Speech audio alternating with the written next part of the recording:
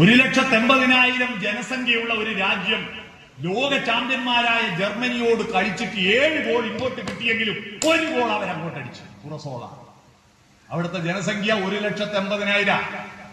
1,80,000 എന്ന് പറഞ്ഞാൽ പാലക്കാട് മുനിസിപ്പാലിറ്റിയിലെ ജനസംഖ്യയാണ് അവിടെ. 140 കോടി ജനത ഉണ്ടായിട്ട് ഒരു ഗോൾ അടിക്കാൻ പോയിട്ട് ഒരു ഔട്ട് ബോൾ വെറുക്കാൻ ഒരു ഇന്ത്യക്കാരനുണ്ടാ? എന്തേ നമ്മളെ വിധിവിശ്വാസം? ദൈവത്തിൽ വിശ്വസിച്ചോട്ടെ, പ്രാർത്ഥിച്ചോട്ടെ, ആത്മാവിന്റെ സമാധാനത്തിന്. ടെൻഷൻ അടിക്കുമ്പോ ആരെങ്കിലും ഒരാൾ കൂടെ ഉണ്ടാകും.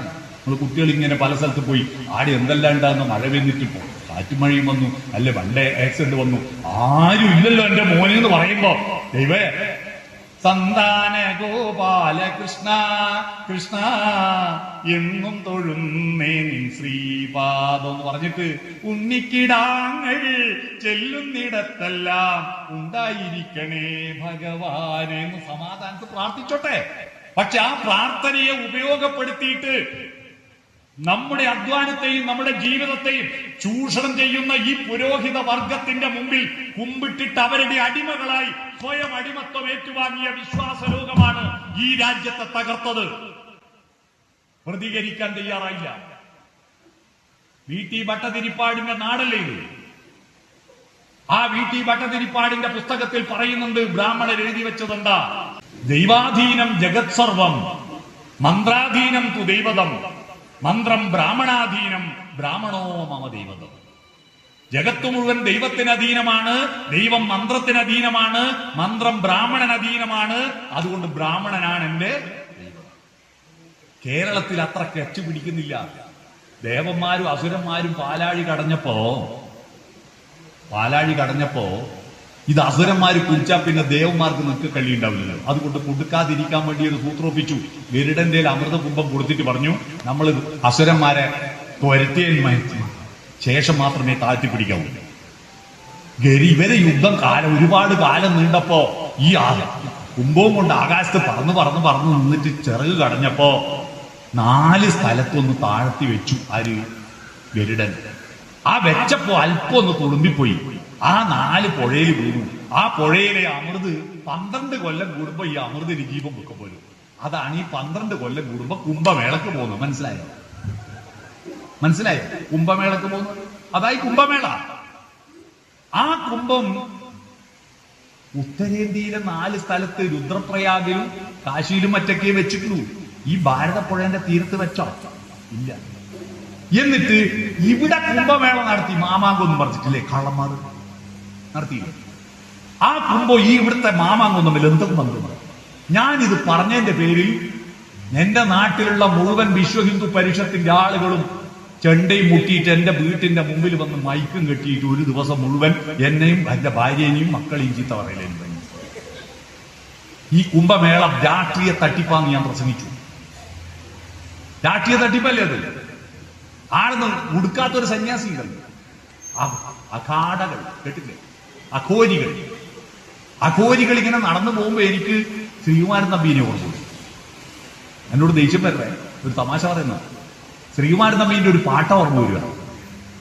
ഇവര് നടന്നു പോകുമ്പോ സുഖമൊരു ബിന്ദു ദുഃഖമൊരു ബിന്ദു, ബിന്ദുവിൽ നിന്നും ബിന്ദുവിലേക്കൊരു പെൻഡുലമാടുന്നു.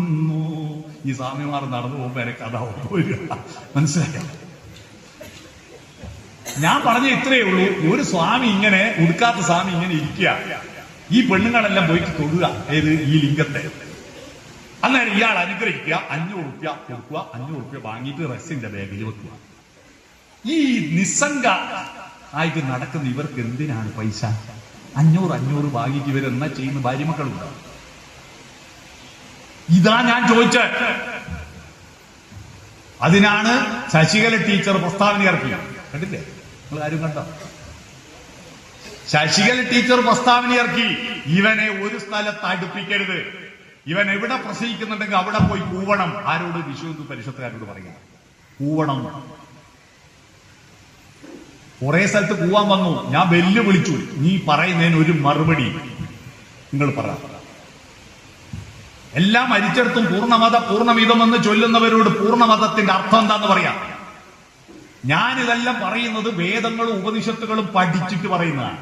വെറുതെ വായിക്ക് തോന്നിയ കോതക്ക് പാട്ടായിട്ട് പറയല്ല. ഇത് പഠിച്ചപ്പോഴാണ് ഇത് മുഴുവൻ വിട്ടിത്താന്ന് മനസ്സിലായോ?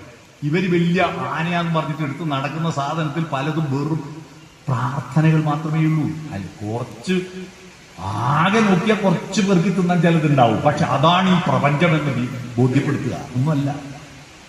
ഒന്നുമല്ല. കുറച്ച് കാര്യം അതിന്റെ സാഹിത്യ ഗുണമെന്ന് ഇവർ പറയില്ലെന്ന്. സാഹിത്യ ഗുണം എന്ന് പറയില്ല. വേദവ്യാസന്റെ മഹാഭാരതത്തിന്റെ സാഹിത്യ ഗുണം, അതിന്റെ സാഹിത്യാസ്വാദനമായിരുന്നു ഇന്നലത്തെ കരുനാഗപ്പള്ളിയിൽ എന്റെ പ്രസംഗ വിഷയം. മഹാഭാരതം ഒരു സാഹിത്യകൃതി എന്ന നിലയിൽ എങ്ങനെ ആസ്വദിക്കണം എന്നതിന്, അല്ലാതെ അതൊരു ദൈവിക കൃതിയല്ല എന്ന് ബോധ്യപ്പെടുത്താനാണ് ഞാൻ ഇന്നലെ പോയത്. അപ്പൊ നമ്മളെ വിഷയം മാറിപ്പോയി. അതുകൊണ്ട് മോക്ഷസങ്കല്പം വിധിവിശ്വാസവുമാണ്. ഇതിനാണ് സനാതന ധർമ്മം എന്ന് പറയുക കേട്ടോ. വിദേശ രാജ്യങ്ങൾ വളർന്നത് സനാതനമല്ല അധുനാതനം കൊണ്ടാണ്. ലേറ്റസ്റ്റ് ആയിരിക്കുന്ന അറിവുകളെ കൊണ്ട് പുതുക്കി, അതിനാണ് അധുനാതനം എന്ന് പറയാ. നമ്മൾ അധുനാതനികളാവണം. സനാതനം എന്ന് പറഞ്ഞാൽ പണ്ട് പറഞ്ഞതെല്ലാം തട്ടിപ്പ, സത്യം, പുതിയതൊന്നും ശരിയല്ല. ഭൂമി സൂര്യനെ ചുറ്റുന്നു എന്നാണ് പുതിയത്, എന്നാ സൂര്യൻ ഭൂമിയെ ചുറ്റുന്നു എന്നാണ് പഴയത്.